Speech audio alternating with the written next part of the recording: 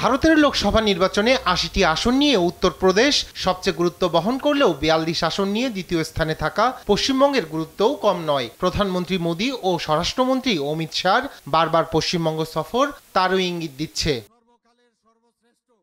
শুক্রবারও পশ্চিমবঙ্গের নদিয়ায় জনসভা করেছেন ভারতের কেন্দ্রীয় স্বরাষ্ট্রমন্ত্রী ও বিজেপি নেতা অমিত শাহ। নির্বাচনী প্রচারে এসে মুখ্যমন্ত্রী মমতাকে দুর্নীতিবাজ বলে কটাক্ষ করেন তিনি। এছাড়া পশ্চিমবঙ্গের নাগরিকত্ব সংশোধনী বিল সিএএ কার্যকর করার পুনঃ প্রতিশ্রুতি দেন তিনি। আবারও ক্ষমতায় গেলে মতুয়াদের নাগরিকত্ব দেওয়া হবে বলেও ঘোষণা দেন বিজেপির এই নেতা। मैं आज वादा कर कर जाता हूं बंगाल की जनता को, किसी की ताकत नहीं है सीए को हाथ लगाने की।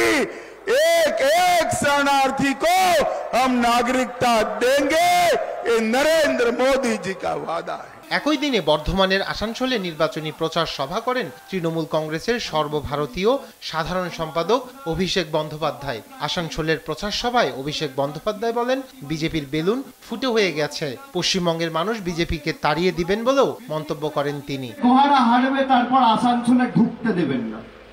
বাংলার সাথে যেভাবে এরা প্রতারণা করেছে, 10 বছর ধরে বাংলার টাকা বন্ধ।